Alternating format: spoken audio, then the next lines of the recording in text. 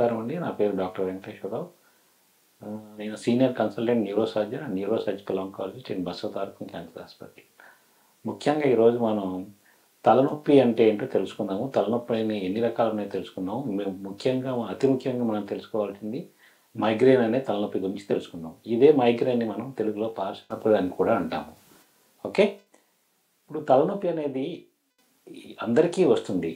ఈ మైగ్రేన్ ఎవరిలో ఉంది, సాధారణమైన తలనొప్పి ఎవరిలో ఉంది అనేది మనం ముఖ్యంగా వాటి లక్షణాలు బట్టి మనం తెలుసుకోవచ్చు.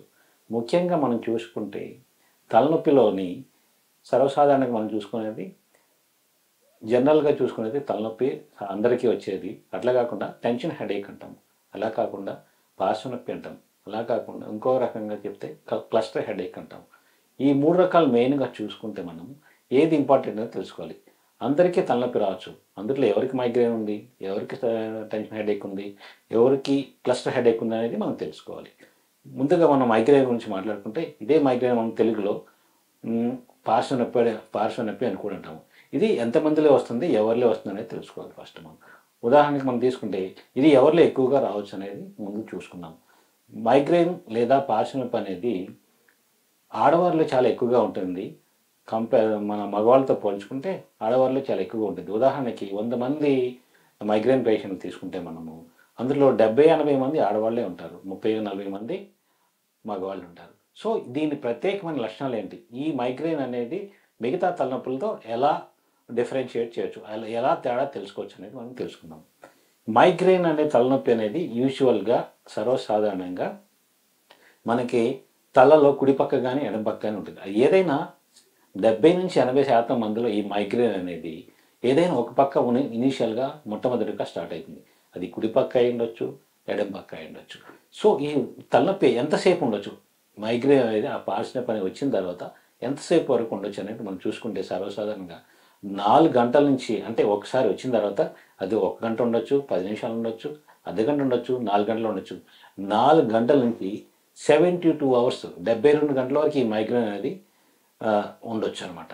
సో అంటే అలాగే అంటే ఇది మందులు వేసుకుంటే తగ్గిపోతుంది. కానీ ఈ తలనొప్పితో పాటు ఒకవేళ ఇదే పార్శ్వనొప్పి లేదా మైగ్రేన్ అనేది 72 గంటల కంటే ఎక్కువగా ఉంటే దాన్ని స్టాటస్ మైగ్రేనస్ అంటాం. అంటే కంటిన్యూస్గా, ఉదాహరణ మన ఫిట్స్ లేదా సీజర్స్ వస్తాయి అనుకుంటాం కదా, సీజర్స్ కంటిన్యూస్గా ఉంటే ఏమంటాం మనం, స్టాటస్ కన్వల్జన్స్ అంటాము, స్టాటస్ ఎపిలెప్టికస్ అంటాం. అలాగే ఇదే మైగ్రేన్ ఎలా ఉంది అంటే మోర్ దెన్, అంటే 72 గంటల కంటే ఎక్కువగా కంటిన్యూ అవుతూ ఉంటే, ఎన్ని మందులు ఇచ్చినా తగ్గట్లేదు అంటే దాన్ని మనం స్టాటస్ మైగ్రేనస్ అంటాం. ఇప్పుడు ఈ తలనొప్పి అనేది ఎలా ఉంటుంది, తక్కువగా ఉంటుందా, ఎక్కువగా ఉంటుందా, ఆరు మధ్య రకంగా ఉంటుందా? మైగ్రేన్ మన ఒక 4 సిమ్టమ్స్ అనేవి, 4 ప్రత్యేకమైన లక్షణాలు తీసుకుంటే, మొట్టమొదటి లక్షణం ఏంటి, ఏదైనా ఒక పక్కే వస్తుంది. 70-60% వరకు ఒక పక్కే వస్తుంది. అట్లా కాకుండా 30-40% మందిలో 2 పక్కలు కూడా రావచ్చు మైగ్రేన్ అనేది. కానీ ఎక్కువ శాతం మందిలో ఒక పక్కే నొప్పి అనేది స్టార్ట్ అవుతుంది. ఎంత మోతాదులో ఉంటుంది, అది చాలా ఎక్కువ తీవ్రతతో తలనొప్పి అనేది చాలా ఎక్కువగా వస్తుంది. దానితో పాటు ఈ తలనొప్పితో పాటు మనకి వాంతులు రావటం కానీ, చక్కెర కళ్ళు తిరగటం కానీ జరిగే అవకాశం కూడా ఉంటుంది. ఈ తలనొప్పితో పాటు వాంతులు రావటం కానీ, కళ్ళు తిరగటం కానీ జరుగుతూ ఉంటుంది. అలా కాకుండా ఇంకో రకంగా చెప్పాలంటే, ఇప్పుడు ఆ తలనొప్పి సమయంలో ఈ మైగ్రేన్ గురించి ప్రత్యేక లక్షణాలు మాట్లాడుకుంటే, ఆ తలనొప్పి వచ్చే సమయంలో ఎవరైనా నీతో మాట్లాడినా చాలా కోపం వస్తుంది, చిరాకుగా ఉంటారు వీళ్ళందరూ, ఎవరితో మాట్లాడరు ఈ మైగ్రేన్ కానీ పార్శ్వనొప్పి తలనొప్పి వచ్చిన వాళ్ళు. అలాగే ఆ టైంలో ఏదైనా సౌండ్స్ విన్నా సరే, ఉదాహరణ చిన్నపిల్లలు గొడవ చేసుకుంటున్నా, లేకపోతే మన ఇంటి పక్కనే లారీలు సౌండ్లు కానీ, కార్లు సౌండ్లు కానీ ఉన్నా చాలా ఇరిటేట్ అవుతారు. ఆ టైంలో ఎవరన్నా ఏదైనా మాట్లాడిన వాళ్ళని కొట్టేటట్టు చేస్తారు ఈ తలనొప్పులు ఉన్నవాళ్ళు. సో అలా కాకుండా ఆ టైంలో వీళ్ళకి ఏం చేయాలంటే కామ్గా ఉండాలి, ఎవరితో మాట్లాడకూడదు, చీకటి గదిలోకి పోయి పడుకుంటారు అనమాట ఈ మైగ్రేన్ తలనొప్పి వచ్చిన వాళ్ళు. అలా కాకుండా చీకటి గదిలో పోయి ఈ 4 లక్షణాలు అనేది మెయిన్గా ఉంటే, ఈ 4లో మినిమం 2 లక్షలు ఉన్నా సరే, ఏంటి, తలనొప్పి సివియర్గా రావటం కానీ, ఆరు కొంచెం తక్కువ మోతాదులో రావటం కానీ, రెండోది ఒక పక్కే ఉండటం కానీ, మూడోది అంటే బ్రైట్ లైట్, మిట్ట మధ్యాహ్నం లైట్ చూడలేకపోవడం కానీ, ఇంట్లో పెద్ద లైట్స్ అనేది చూడలేకపోవడం కానీ, నాలుగోది వాళ్ళు ఆ సౌండ్స్ వల్ల బాగా ఇరిటేషన్ వస్తుంది. ఈ 4 లక్షణాల్లో ఏ 2 లక్షణాలు ఉన్నా దాన్ని మనం మైగ్రేన్ అంటాము. అలా ఎలా అంటే ఇంకో విషయం చెప్పాలంటే ఆ టైంలో వాళ్ళకి ఫోటోఫోబియా అంటే బ్రైట్ లైట్ చూడటాన్ని ఫోటోఫోబియా అంటాము. ఆ ఫోటోఫోబియా అని ఈ లక్షణం ఉన్నా కానీ ఫోనోఫోబియా అనే ఇంకో లక్షణం కూడా ఉంటుంది. అంటే వాళ్ళు మాట్లాడలేరు సరిగ్గా ఆ టైంలో చిరాకుగా ఉంటారు. ఈ 4 లక్షణాలు ఉంటే దాన్ని మైగ్రేన్ అని మనం చెప్పుకోవచ్చు. అలాగే కాకుండా ఒక్కోసారి మైగ్రేన్ అనేది కొన్ని ప్రత్యేకమైన లక్షణాలతో వస్తూ ఉంటుంది. దాన్ని మనం సపరేట్గా చెప్పాలంటే ఆరా అంటాము. ఆరా అంటే మైగ్రేన్ వచ్చే ముందు ఆ మైగ్రేన్ వచ్చేటప్పుడు కూడా మనకు కొన్ని ప్రత్యేక లక్షణాలు ఉంటాయి. అది కంటి నుంచి రావచ్చు, లేకపోతే వినికిడి నుంచి సెన్సరీ నుంచి రావచ్చు అంటాం.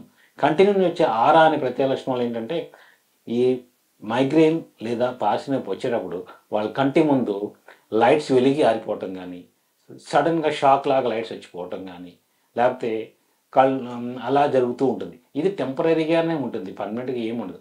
ఆ మైగ్రేన్ హెడేక్ అనేది ఎంతసేపు ఉంటుందో ఆ వచ్చే టైంలో ఇలా వచ్చిపోతూ ఉంటాయి. లేదా ఒక్కోసారి కాలు చేయికి తిమ్మిరి రావటం కానీ, ఒక్కోసారి సడన్గా రేర్గా ఏం జరుగుతుందంటే అన్కాన్షియస్ కూడా అయిపోతారు. ఈ ఆరా అనే సిమ్టమ్స్ ఉండటం వల్ల ఇది మైగ్రేన్ అని ఒక రకంగా చెప్పుకోవచ్చు. అట్లాగంటే కొన్ని ప్రత్యేకమైన ఆరా సిమ్టమ్ లక్షణం ఆరా లేకుండా కూడా ఈ ఆరా అనే సిమ్టమ్స్ లేకుండా కూడా మనకి మైగ్రేన్ అనేది ఉండొచ్చు. అందుకని మన migraine with aura, migraine without aura అనేది డివైడ్ చేసుకోవచ్చు అనమాట. ఆరా అంటే నేను చెప్పినట్టు కంటి ముందు ఫ్లాష్ లైట్స్ వెళ్ళినట్టు కానీ, ఎవరో సడన్గా వచ్చిపోయినట్టు కానీ, లేకపోతే చుక్కలుగా కనపడినట్టు కానీ ఇది జరుగుతూ ఉంటుంది అనమాట. ఈ ఆరా అనేది ఒక్కోసారి కళ్ళు తిరిగిపోవడం కానీ, లేకపోతే నువ్వే చుట్టూ తిరుగుతూ ఉన్నట్టు కానీ తెలుస్తూ ఉంటుంది. ఆరా అనేది ఈ సిమ్టమ్స్ అనేవి ఏమీ లేకుండా ఈ సిమ్టమ్ ఒక్కసారి చెవులో గుయ్యను ఊదినట్టు కానీ, టక్ శబ్దం వచ్చినట్టు కానీ ఇలా జరిగే అవకాశం ఉంటుంది. అట్లాగే ఒక్కొక్కసారి ఏమవుతుందంటే మనకి ఆ తలనొప్పి అనేది, ఆ మైగ్రేన్ పార్శ్వ నొప్పి అనేది అక్కడ నుంచి మనకి ఇనీషియల్గా ఎక్కడ ఎఫెక్ట్ అవుతుందంటే మనం బ్రెయిన్లో తల పార్ట్ చూసుకుంటే టెంపోరల్ అంటాము, ఇది ఫ్రంటల్ అంటాము, ఇది టెంపోరల్ అంటాము, పెరైటల్ అంటాము, ఇది ఆక్సిపిటల్ అంటాము. ఇనీషియల్గా ఇది ఎక్కడ స్టార్ట్ అవుతుందంటే ఒక పక్క నొప్పి స్టార్ట్ అయినప్పుడు ఫ్రంటల్ రీజన్లో స్టార్ట్ అవుతుంది, తల ముందు భాగంలో స్టార్ట్ అవుతుంది. తర్వాత తల చెవు ముందు భాగంలో స్టార్ట్ అవుతుంది. అట్లాగే పక్కకు పాకుంటూ మెడ కూడా చాలా సివియర్గా చాలా తీవ్రంగా నొప్పి అనేది వస్తుంది వాళ్ళకి. ఈ విధంగా ఒక్కసారి నొప్పి స్టార్ట్ అయ్యి ఒక పక్కే ఉండి కూడా ఒక్కోసారి బాడీ అంతా ఒక పక్క అంతా నాకు నొప్పి వస్తుంది సార్ అని చెప్తూ ఉంటారు.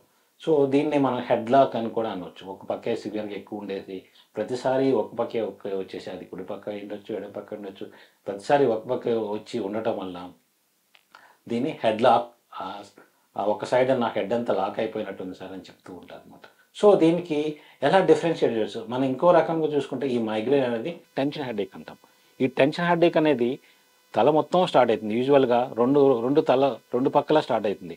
దాంతోపాటు టెన్షన్ హెడేక్లో వాంతులు అనేవి ఎక్కువగా రావు, ఆ వాంతి వచ్చినట్టు కూడా ఉండదు, కానీ సివియర్గా కంటిన్యూస్గా ఉంటుందన్నమాట. ఇట్లాగ మనకి పార్శ్వ నొప్పిలో ఉన్నట్టు మనకి వాంతులు రావటం కానీ, కడుపులో వికారంగా ఉండటం కానీ, లేకపోతే చిరాకుగా ఉండటం కానీ, లైట్ చూడలేకపోవడం కానీ, ఇలాంటి లక్షణాలు ఏమీ ఉండవు టెన్షన్ హెడేక్లో. అలా కాకుండా ఇంకో రకమైన హెడేక్ ఏంటని చూస్తామంటే క్లస్టర్ హెడేక్ అంటాం. ఈ క్లస్టర్ హెడేక్ అది ఎలా వస్తుందంటే మైగ్రేన్ లాగే ఉంటుంది, ఒక పక్కే వస్తుంది, కానీ ఏ పక్క అయితే వస్తుందో ఆ పక్క కన్ను చాలా ఎర్రగా అవుతూ ఉంటుంది, ఆ కంటి నుంచి నీళ్లు కారుతూ ఉంటాయి. ఒకవేళ తలనొప్పితో పాటు కానీ వాంతులు రావటం కానీ, తల తిరిగిపోవడం కానీ, పిచ్చిగా మాట్లాడటం కానీ, ఎవరితో మాట్లాడకుండా ఇరిటబుల్గా ఉండడం కానీ ఇలాంటి లక్షణాలు ఏమీ ఉండవు క్లస్టర్ హెడేక్లో. సో ఈ విధంగా మనం తలనొప్పి, మైగ్రేన్ లేదా పార్శ్వ నొప్పి లేదా టెన్షన్ హెడేక్ లేదా క్లస్టర్ హెడేక్ ఈ ప్రత్యేకమైన లక్షణాల ద్వారా మనం డిఫరెన్షియేట్ చేసుకొని దాని ఫర్దర్గా ఏ మందులు వాడాలని తెలుసుకోవచ్చు.